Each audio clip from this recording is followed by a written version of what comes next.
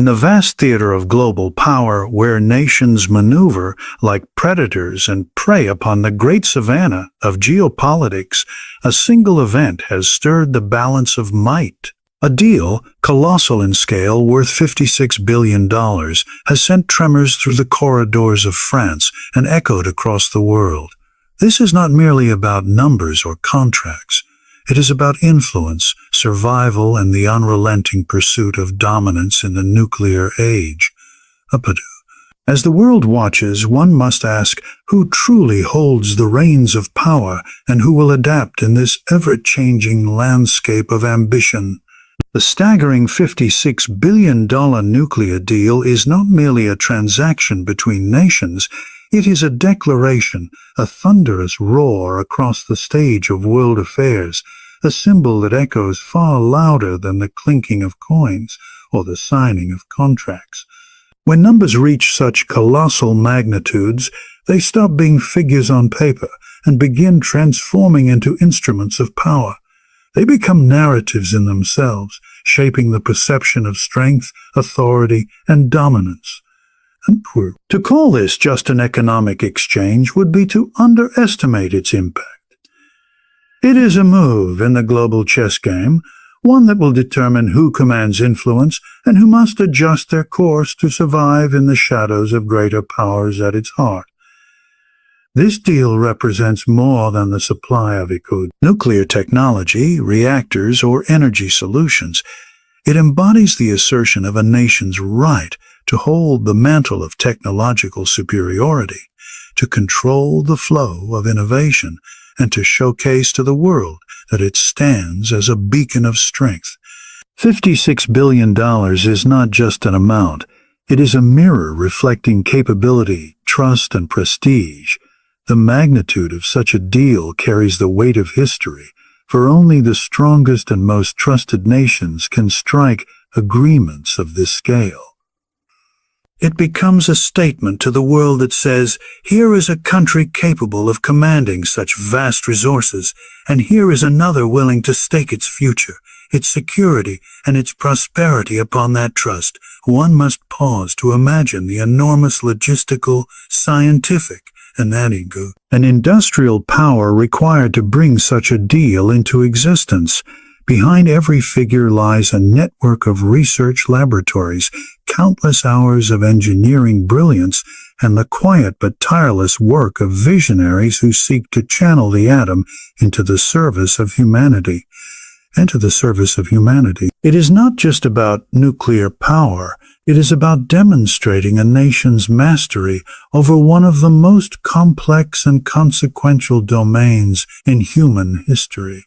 From the discovery of the atom to its transformation into both weapons and energy, the nuclear story has always been one of awe and fear, promise and peril.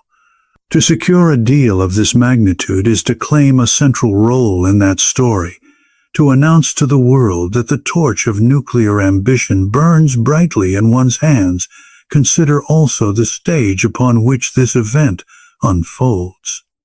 In the theater of geopolitics, every move is carefully observed, every action dissected for meaning.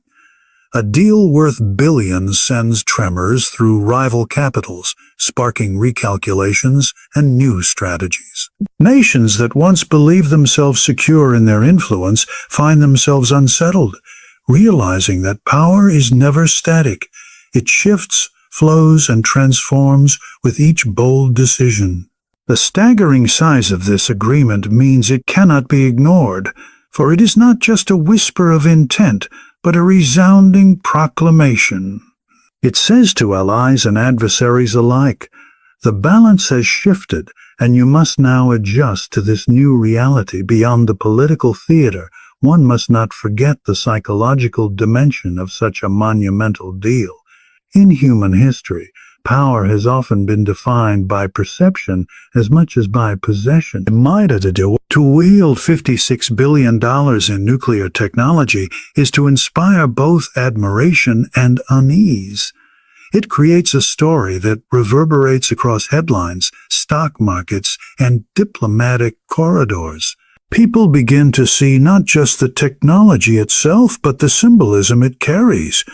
The symbol of resilience, of ambition fulfilled, of a nation that dares to shape the future. This symbolism travels faster than the reactors themselves. It infiltrates the minds of leaders, influences negotiations, and silently alters the weight of voices at the global table economically. The ripple effects of such a deal are vast.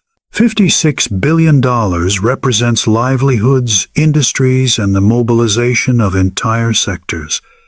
It is factories humming with activity, skilled workers securing their future, and supply chains stretching across continents. It is also about the flow of capital, the strengthening of currencies, and the consolidation of economic might. But far beyond economics, it serves as a reminder of the link between wealth and power, between resources and respect. The staggering magnitude of this deal signals that economic strength can be harnessed into political leverage, creating not only prosperity but also authority. In the grand sweep of time, humanity has often looked upon monumental projects, the pyramids, the Great Walls, the monumental cities, as evidence of a civilization's greatness. In the modern era, however, such greatness is not carved in stone, but measured in billions, in contracts that redefine relationships between nations. This deal, standing at the towering figure of $56 billion, is not simply an agreement.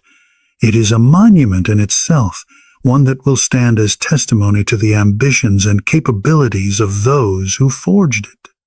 And like all monuments, it will be remembered not just for its physical form, but for the message it carried into history. France's shaken foundations, in the wake of such a monumental nuclear deal, reveal the fragile nature of national pride when confronted by shifting tides of power. For centuries, France has prided itself as a bastion of influence, a country whose voice echoed across continents, shaping not only European history, but also the global order. Its cultural, political, and industrial achievements have often been symbols of prestige and authority. Yet when a deal of this scale emerges, when $56 billion worth of nuclear power slips through its grasp, it is not merely a financial setback.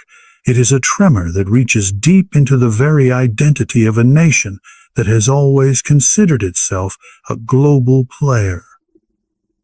Pride, when confronted by undeniable loss, becomes a weight heavy to bear, and for France this event strikes at its sense of status in the world. The nuclear industry has long been a cornerstone of French power.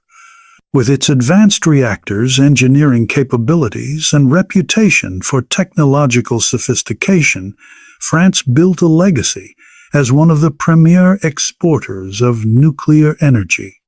Deals with foreign nations, contracts spanning decades, and a sense of dominance in the atomic sector became part of its national narrative. The loss of such a colossal agreement undermines not only France's economic strength, but also its reputation as a reliable partner in the nuclear arena. When competitors succeed at this scale, they do more than claim revenue. They claim the mantle of leadership. For France, the shock is not just in losing a deal, but in witnessing another nation walk confidently onto a stage where it once believed itself unrivaled in geopolitics. Perception often matters as much as reality.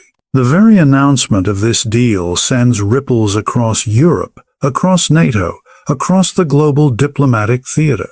France, which has always prided itself on being more than a regional power, now finds itself portrayed as vulnerable, bypassed, and perhaps even less relevant than it once assumed. Rivals seize upon this perception, allies quietly reevaluate their dependencies, and within the corridors of French power, questions arise. How could this happen? What does it mean for the future of French influence?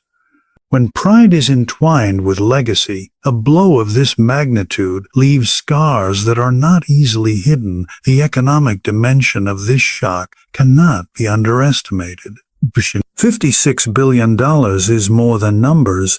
It is years of jobs, supply chains, and industries that could have thrived under the weight of such an agreement. French workers, engineers, and corporations that might have benefited now find themselves watching opportunities slip away. This is not simply about pride at the top. It trickles down to the very heart of society. When industries tied to national identity falter, when once dominant companies lose ground, it challenges the story that a nation tells itself about its own strength. In France, where nuclear energy is not only a business but a pillar of modern civilization, such a loss reverberates like a bell tolling in the distance, echoing long after the announcement is past. There is also the psychological impact upon leadership. Nations are led by individuals, and individuals are shaped by pressure, responsibility, and the weight of expectation. For French leaders, this deal represents more than a missed opportunity. It is a public blow to credibility. When citizens witness their leaders failing to secure what is perceived as their rightful prize, trust begins to waver. Critics grow louder, opposition sharper, and the narrative of strength begins to crumble. The shaken foundations are not just economic or geopolitical. They are political, testing the resilience of those in power and their ability to navigate storms of perception. Historically, France has faced such challenges before. Its colonial empire dissolved, its global dominance faded, yet time and again it sought to redefine itself in the modern world. The nuclear sector was one of the ways it reclaimed authority, showing the world that while empires might crumble, technological and industrial might could still carry prestige. That foundation now trembles, as if history itself were asking whether France can adapt once more. For every nation, there comes a moment when pride collides with reality, and in that collision, a choice must be made, whether to cling to the past or to carve a new identity. What makes this loss so profound is not merely the scale of the deal, but the symbolism behind it.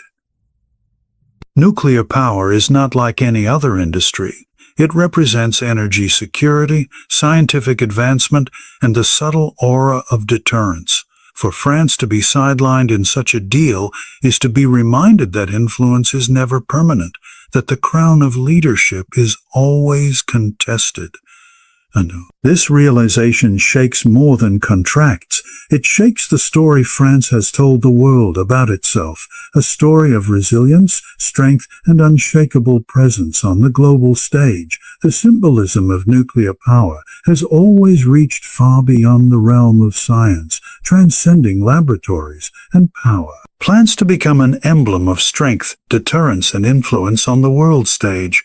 Since the splitting of the atom, humanity has looked upon nuclear capability with awe, fear, and respect. It is not merely about producing electricity or harnessing energy from the unseen heart of matter. It is about demonstrating mastery over forces that lie at the very core of existence. A nation that commands nuclear power commands a narrative of authority, a perception that it has touched a level of advancement that others can only observe from a distance. The symbolism of nuclear power is therefore not bound to reactors and fuel rods. It is tied to the idea of control, resilience, and the ability to wield what has always been regarded as the most consequential of human discoveries in the world of international politics. Symbolism often outweighs substance. Nuclear energy deals worth billions are not just contracts for electricity production. They are messages to the global audience. They say, here is a country that others trust with their future. Here is a nation whose technology and expertise stand as pillars strong enough to carry the weight of another's prosperity and security. the choice of a nuclear partner becomes a declaration of alignment, of respect, and of recognition that it is not only about who supplies the power, but about who carries the mantle of responsibility in shaping the destiny of another nation's energy landscape. That responsibility itself becomes a form of prestige, a demonstration that one stands among the elite custodians of this profound technology. The deterrence factor inherent in nuclear power adds to its symbolic weight. While this deal may focus on civilian energy, the shadow of military nuclear capability looms large in the collective consciousness. Nations that possess nuclear energy are seen as nations closer to the threshold of ultimate defense. This perception blurs the line between peaceful and military uses, ensuring that the symbolism of nuclear power always carries with it an undertone of strategic deterrence. To hold the atom is to hold the potential for both creation and destruction, and the world recognizes this duality. Thus, a nuclear deal is never only about electrons flowing through grids. It is about the unspoken acknowledgement of power that cannot be ignored from a domestic perspective. The symbolism penetrates deep into the national psyche. For the citizens of the country securing such a deal, it becomes a symbol of progress, of stepping into the future with confidence. It tells them that their leaders have aligned them with the forces of modernity, ensuring not only energy security, but also global recognition. For the country providing the technology, the symbolism reinforces its identity as an innovator, a leader, a nation whose brilliance lights up other lands. It becomes a story of pride, of human ingenuity, and of international stature. The deal transforms into more than infrastructure. It becomes a monument to ambition, cast not in stone but in reactors and agreements worth billions. The cultural resonance of nuclear power adds another layer to its symbolism. Humanity has woven the image of the atom into narratives of both hope and apocalypse. Films, literature, and political discourse have long painted nuclear technology as a turning point in human destiny. To command this technology, therefore, is to command a place in that narrative. It is to become part of a global story where only a few hold the keys to the future. This association ensures that any nation involved in a nuclear deal is not just conducting business, it is shaping perception, fueling imagination, and embedding itself in the collective memory of how the world views progress and power in the economic sphere. Symbolism and reality intertwine. Nuclear power represents stability, long-term investment, and the ability to project strength through infrastructure that lasts decades. A deal of this magnitude signals resilience, not only in finances, but in vision. 2. It declares that both parties involved see themselves as enduring forces capable of building relationships and technologies that will outlast the political winds of the moment. In a world where industries rise and fall swiftly, nuclear power remains a marker of permanence, and that permanence itself is a powerful symbol in uncertain times. What makes nuclear symbolism unique is its duality. It inspires both hope for clean, sustainable energy and fear of catastrophic potential. This duality ensures that the world always watches closely, with admiration and unease whenever nuclear power is invoked. To secure a $56 billion nuclear deal is therefore to place oneself at the heart of this duality, to embrace both the prestige and the scrutiny, to wield a symbol that resonates with layers of meaning far beyond the confines of economics or engineering. It is to hold in one's grasp a narrative of progress that the world cannot look away from, for nuclear power has never been merely about power. It has always been about what it represents to humanity, how one deal reshapes alliances and fractures old partnerships becomes clear when we recognize that international relations are not built upon treaties alone, but upon perception, trust, and the careful balance of shared interests. A deal worth $56 billion in the nuclear domain does not exist in isolation. It is a tectonic shift, one that reverberates through every layer of global politics, forcing nations to reevaluate where they stand and with whom they align. The moment ink touches paper in an agreement of this magnitude, the map of alliances begins to shift, for such a transaction is not only about technology and economics, but about loyalty, dependency, and the creation of new centers of gravity throughout history. The bonds between nations have often been defined by strategic exchanges, resources, protection, or shared values. Yet in the modern age, few exchanges carry as much weight as nuclear deals. They bind nations together in decades-long commitments, entwining their futures through energy, technology, and security. A deal of this size effectively ties one nation's prosperity and stability to the expertise and reliability of another. Such ties are not easily broken, and they inevitably tilt the balance of trust. When a country forges a nuclear partnership on this scale, it signals a shift in its priorities and allegiances, and those who once believed themselves close partners may find themselves watching from the sidelines, their influence diminished for those excluded or bypassed. The fracture is deeply felt. France, long accustomed to being a central figure in nuclear negotiations, now finds itself staring at an empty seat where once it commanded authority. Old partnerships, once cemented by decades of collaboration, suddenly appear fragile, their foundations shaken by the reality that loyalty is not eternal, but subject to competition. Nations that lose out on such deals must grapple not only with financial loss, but with a blow to their credibility. If they cannot secure trust from partners they once considered dependable, others may question the strength of their alliances, leading to a subtle but undeniable erosion of influence on the other side. New alliances emerge stronger. The nation securing the deal aligns itself not just with a supplier of energy, but with a guarantor of stability and progress.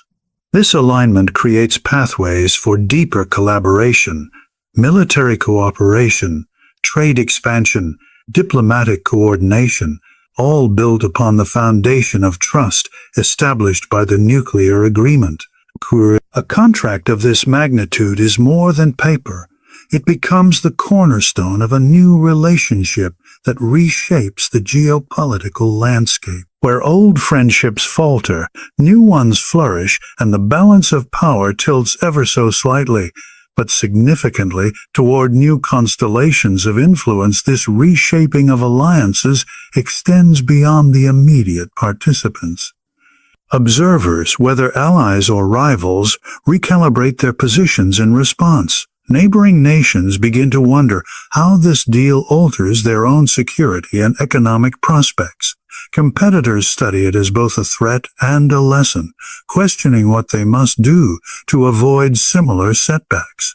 Allies of the winning nation draw closer, eager to benefit from the new strength it wields. The ripple effect spreads outward, transforming the entire ecosystem of international relations, proving that one monumental deal has the power to reorder priorities across continents. Beneath the surface of diplomacy lies the psychological impact that cannot be ignored.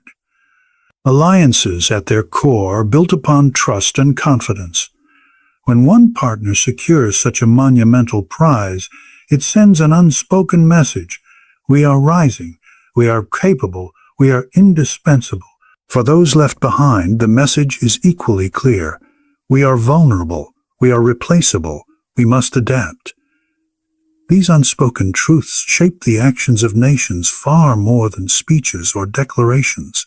They influence how leaders negotiate, how militaries prepare, and how economies strategize for the future. The reshaping of alliances, therefore, is not always written in treaties. It is felt in the silent calculations made behind closed doors economically. The consequences of fractured partnerships can be profound.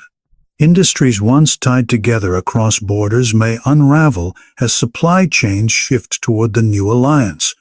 Investments that flowed steadily for decades may dry up, redirected to the beneficiaries of the deal.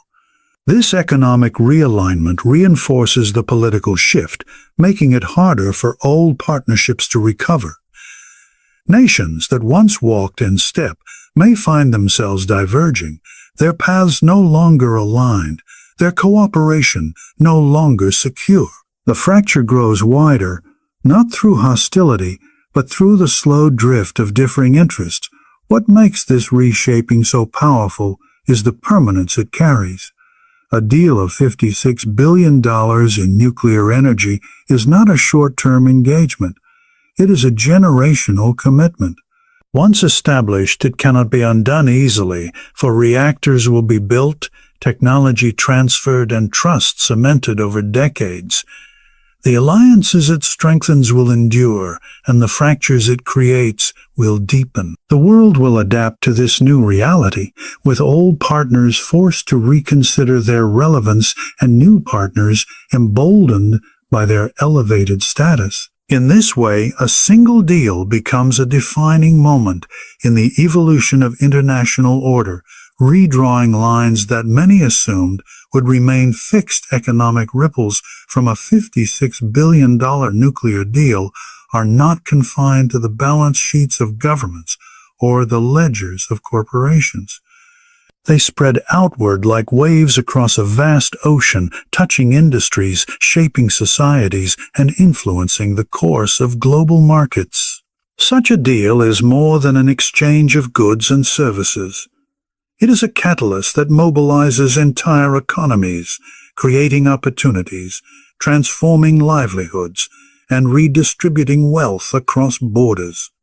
Every dollar of that figure carries with it a chain reaction, a flow of energy that begins at the negotiating table but extends into factories, laboratories, universities, and households. The true scale of impact is revealed not in the immediate headlines but in the decades of prosperity, innovation, and industrial activity that follow. The first and most visible ripple emerges in the industries directly tied to nuclear technology. Indeed, engineering firms, construction companies, and energy corporations become the immediate beneficiaries, securing contracts that guarantee years, if not decades, of work. These projects demand precision, skill, and vast resources, creating jobs not just for scientists and engineers, but for welders, electricians, designers, and transport workers. Thousands of livelihoods are tied to the creation of reactors, the maintenance of facilities, and the development of safety systems. For nations involved, this surge in employment represents more than income. It symbolizes stability and growth, a tangible proof that their economy is fueled by ambition as much as by energy itself. The second ripple carries into education and research. A deal of this magnitude requires not only the transfer of technology, but the nurturing of minds capable of sustaining it.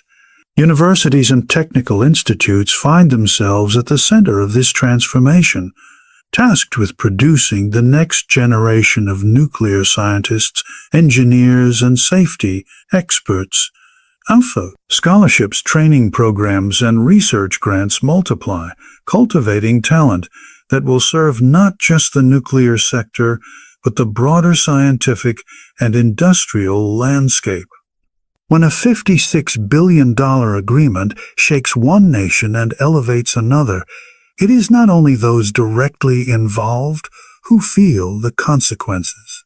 Across the globe, Governments, intelligence agencies, think tanks, and corporations watch intently, studying every detail, every clause, every gesture, for within these observations lie the clues to what the future may hold. Silent observers are not passive onlookers, they are strategists.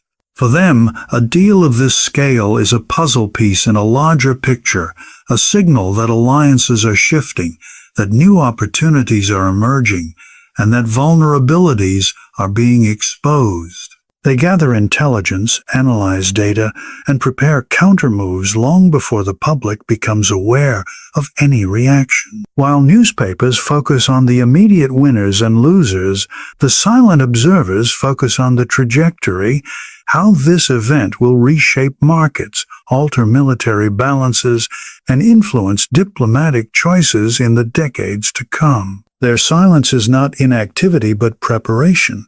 A quiet storm building beneath the surface. Among these observers are rival nations who recognize both the threat and the opportunity such a deal represents.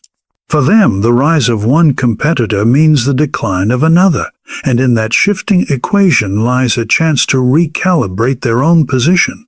They may seek to draw closer to the weakened party, offering support, cooperation, or alternative deals that soothe the sting of loss. Or they may pivot toward the ascendant power, seeking to ride the wave of its growing influence. In either case, their silence is deceptive, for beneath it lies constant negotiation, discreet diplomacy, and the crafting of strategies that will eventually surface as bold actions. Corporations, too, play their part as silent observers. Energy conglomerates, technology firms, and industrial giants study the implications of such a contract with meticulous care. For them, it signals where capital will flow, which markets will thrive, and where opportunities for partnership or competition may emerge. The decisions they make in boardrooms, whether to invest, expand, or retreat, are shaped by these observations, and their choices ripple through economies as significantly as the actions of governments. Their silence is economic foresight, a careful weighing of risks and rewards before committing to new ventures that could redefine their place in the global order. Academics, analysts, and think tanks also inhabit this realm of observation. They dissect the deal in essays and policy papers, warning governments of the potential consequences or highlighting opportunities hidden beneath the surface. Their role may not command attention, but their insights guide leaders, frame debates, and influence decisions made in parliaments and presidential offices. These voices, though quiet compared to the grand announcements of political leaders, often shape the very strategies that determine whether nations adapt successfully to the new order or fall behind in its wake. There is also the element of public perception among nations that remain on the sidelines. Citizens of countries not directly involved may not understand the technicalities of nuclear power or the intricacies of billion-dollar agreements, yet they sense the symbolism. They see their leaders' silence, their government's caution, and they wonder what it means for their own security and prosperity. The silent observers are not only governments and corporations, they are populations quietly watching, quietly questioning, and silently pressuring their leaders to respond. This collective silence can eventually give birth to political change, shaping policies in ways that are neither immediate nor obvious, but deeply influential over time. What makes the role of these silent observers so powerful is the patience they embody. They do not rush into the spotlight. They do not scramble to make noise in the wake of dramatic headlines.